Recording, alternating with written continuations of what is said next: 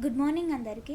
Doctor సఖీ మహి భరద్వాజ్ ఛానల్కి మీకు స్వాగతం. అయితే ఈరోజు మేడం గారిని ఏం అడుగుదామంటే, ఇప్పుడున్న జనరేషన్లో అన్ఫార్చునేట్లీ బెడ్ మీదకి వెళ్ళిండ్రు అనుకోండి, ఏదో ఒక కారణాల వల్ల సిక్ అయ్యారా, వాళ్ళు మళ్ళీ కోలుకోవట్లే, డైరెక్ట్గా చనిపోతున్నారు. దీనికి గల కారణాలు ఏంటి అనే విషయాల గురించి ఈరోజు మేడం గారితో మాట్లాడదాం. ఎవరికైతే అంటే ఏ కారణం వల్ల అయినా పర్వాలేదు, బెడ్ సిక్ ఎవరైతే అవుతుంటారో వాళ్ళ లోపల అంటే 60+ ఏజ్ అంటే కొంచెం ఏజ్ వాళ్ళైతేనేమో డెత్ రేషియోస్ ఎక్కువ ఉంటున్నాయి. మిగతా వాళ్ళైతేనేమో రికవరీ అనేది చాలా లాంగ్ టైం తీసుకుంటుంది. దీనికి మనం కొన్ని కారణాలను చూద్దాం. యాక్చువల్లీ అసలు బెడ్ సిక్ ఏ కారణాలతోనే అవుతారు. బెడ్ సిక్ కామన్గా యాక్సిడెంట్ అవడం వల్ల, అంటే దానికి ఏజ్తో సంబంధం లేదు. అంటే యాక్సిడెంట్ ఎవరికైనా కావచ్చు, ఎవరైనా బెడ్ సిక్ అవ్వచ్చు. దాంతోపాటు మనం మలేరియా, టైఫాయిడ్ ఇలాంటి ప్లేట్లెట్స్ తగ్గడం, వీళ్ళ లోపల ఒక 15 days ఇలా కొద్ది రోజుల వరకు బెడ్ సిక్ అనేది జరుగుతూ ఉంటుంది. దాంతోపాటు స్కిడ్ అవ్వడం, ఈ మధ్యలో మనం చూస్తూ ఉన్నాం. బాత్రూమ్లలో ఎక్కువ స్కిడ్ అయ్యి కొంచెం ఏజ్డ్ వాళ్ళైతే తుంటు బొక్కలు ఎరగడం, చేతులు కాళ్ళు ఫ్రాక్చర్స్ రావడం అనేది మనం చూస్తున్నాం. దీంతోపాటు చిన్నపిల్లల్లో ఊరికే మాటికి సిక్ అవ్వడం, దాంతోపాటు బెడ్ సిక్ అవ్వడం జరుగుతూ ఉంటుంది. అంటే వీళ్ళకి ఎవరైతే బెడ్ సిక్ అయిందో వాళ్ళది రికవరీ ఎందుకు లేట్ అవుతుంది అనేది ఒకటి గమనిస్తే, ఇది చాలా ఏమంటారు, మనకు తెలియకుండానే మనం చేస్తున్న సరిదిద్దుకోలేని పొరపాటు, మిస్టేక్ అని చెప్పొచ్చు. ఎలాగంటే ఒకసారి మనం ఆలోచిస్తే, ఎవరైతే బెడ్ సిక్ అయినరో వాళ్ళు తొందరగా రికవర్ కావాలన్న తపనతో, ఉద్దేశంతో ఏది పడితే అది, ఎంత పడితే అది వాళ్ళకు తినబెట్టడం అనేది జరుగుతుంది.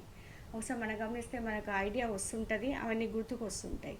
ఎవరైతే బెడ్ సిక్ అయినరో వాళ్ళకి నాన్ వెజ్ కానీ, లేకుంటే ఇంతింత రైస్, తక్కువ క్వాంటిటీ ఆఫ్ ది మటన్ కానీ, చికెన్ కానీ, ఇలా ఎక్కువ కర్రీస్ తక్కువ, రైస్ ఏమో కుంభాలు ఇలా పెట్టడం. దాంతోపాటు హెల్దీ ఫుడ్ అనేది చాలా తక్కువ. వాళ్ళు తొందరగా రికవరీ అవ్వడం అనే దానికి మన డెఫినేషన్ ఏంటి అంటే ఎక్కువ తినబెట్టడం. అది నేను గమనిస్తూ ఉన్నాను.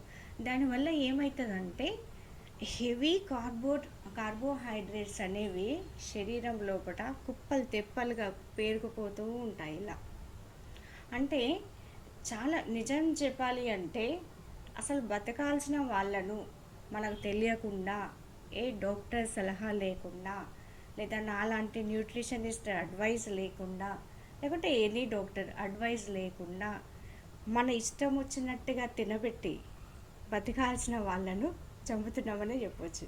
అంటే వాళ్ళ తొందర రికవరీ కాకపోవడానికి రీజన్ డైట్ అని చెప్పొచ్చు. ఇది ఒకసారి మనం గమనిస్తే, సపోజ్కి వాళ్ళు బెడ్ సిక్ అయినరు. బెడ్ సిక్ అయితే వాళ్ళ శారీరక కదలికలు ఉన్నాయా, శరీరం కదలట్లే, నడవట్లే, మామూలుగా ఇంతకు ముందులాగా వాళ్ళ డైలీ రొటీన్ వర్క్స్ అయిండొచ్చు, ప్రొఫెషన్ వర్క్ అయిండొచ్చు, చేయట్లా.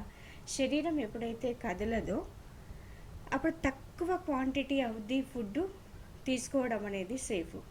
ఇక్కడ ఏమవుతుంది, రివర్స్ జరుగుతుంది. ఆల్రెడీ సిక్ అయినరు, దట్టు బెడ్ సిక్ అయినరు, దట్టు శరీరంలో కదలికలు లేవు, కానీ ఇంటేకింగ్ ఆఫ్ ది కార్బోహైడ్రేట్స్ హెవీగా ఉన్నాయి. దానివల్ల వాళ్ళ ఆరోగ్యం రోజుకి క్షీణించడం అనేది జరుగుతుంది. ఇది గమనించండి. ఫస్ట్ నేను రీసెంట్గా మీకు ఒక ఎక్స్పీరియన్స్ చెప్తాను. Just 28 years old guy, accident అయింది. వెన్నుపూసకి ఏదో ఫ్రాక్చర్ వచ్చేసి సర్జరీ అయింది. సర్జరీ అయిన తర్వాత ఒక 30 days, 28 years యంగ్ గై, తనకి సర్జరీ అయింది, బెడ్ సిక్ అయినాడు. వాళ్ళ తల్లిదండ్రులు ఎవరైతే ఉన్నారో వాళ్ళకి తెలియక పాపం మార్నింగ్, ఆఫ్టర్నూన్, ఈవినింగ్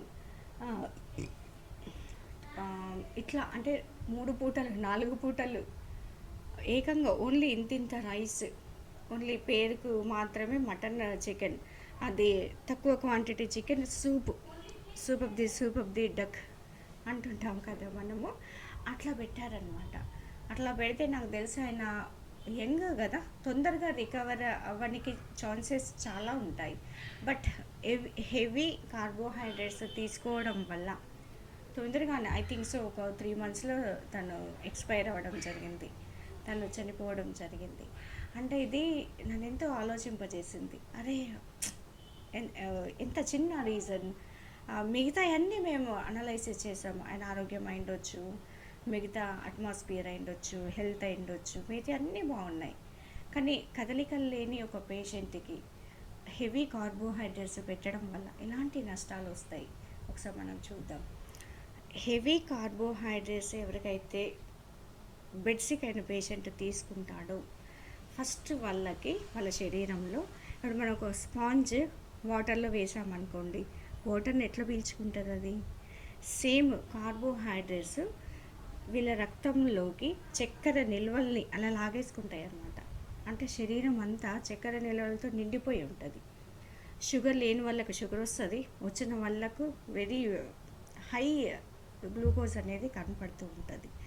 దెన్ ఎప్పుడైతే షుగర్ లెవెల్స్ హై అయినాయో దానివల్ల కొలెస్ట్రాల్, ట్రైగ్లిసరైడ్స్, దాంతోపాటు heart strokes, heart related problems, cardiac మెగాలిక్తో పాటు కిడ్నీ ఫిల్టరేషన్ అనేది చాలా తక్కువగా జరగడం, ఇలాంటి సమస్యలను వన్ బై వన్ ఒకదానికొకటి లింకప్ అవుతూ వచ్చి అసలు టోటల్ ఆర్గాన్స్ అనేది ఫెయిల్యూర్ అనేది మనం చూస్తూ ఉంటాం. దాంతోపాటు లివర్లో స్టోరేజ్ ఎక్కువ మోతాదులో అవ్వడం వల్ల ఫ్యాటీ లివర్ రావడం, దీంతో పాటు నరాలన్నీ చచ్చుబడిపోవడం, కండరాలన్నీ చచ్చుబడిపోయి, ఎందుకంటే నడవట్లేదు కదా, బెడ్ సిక్ అయి ఉన్నారు కదా, దాంతో కండరాలు నరాలు అన్నీ చచ్చుబడిపోవడం వల్ల తొందరగా వాళ్ళు చనిపోవడానికి అవకాశాలు 100% ఉన్నాయి. కాబట్టి మీరు ఏం చేస్తారంటే, బెడ్ సిక్ ఎవరైతే అవుతారో అనుకోని కారణం వల్ల, ఏదో ఒక కారణం వల్ల ఓ 20 రోజులు 40 రోజులు ఇట్లా బెడ్ సిక్ అయిన వాళ్ళకి ఫుడ్ను 100% మార్చండి. మరి ఎలాంటి ఫుడ్ ఇవ్వాలా? ప్రోటీన్స్, విటమిన్స్, మినరల్స్, ఫైబర్, ఇలాంటి వాటిని ఎక్కువగా ఇవ్వండి. అంటే ఎలాగా? రాగి సంకటి, పండ్లు ఫలాలు, రాగి జావా, దాంతోపాటు మీకు కొంచెం ఇప్పుడు ఫ్రూట్స్ ఉంటాయి, ఫ్రూట్స్లో మీరు గ్రైండ్ చేసి దాన్ని పొట్టుతో పాటు, దానిలో షుగర్ లేకుండా, దానిలో ఐస్ క్యూబ్స్ లేకుండా పొట్టుతో పాటు కొంచెంగా ఇవ్వండి. ఇలా ఇస్తూ ఎలా అంటారు, మనం సలాడ్స్ కొన్ని చేస్తున్న అన్ని కూరగాయలు వేసేసి ఉడికించేసి వాటిని కొంచెం లైట్గా గ్రైండ్ చేసి అలా ఓన్లీ ఏమంటారు ద్రవ రూపాన్ని మాత్రమే ఎక్కువగా ఇవ్వండి. దానివల్ల వాళ్ళకి తక్కువ ఆహారమైన ఎక్కువ ఎనర్జీని ఇవ్వడం వల్ల తొందరగా రికవర్ అవుతారు.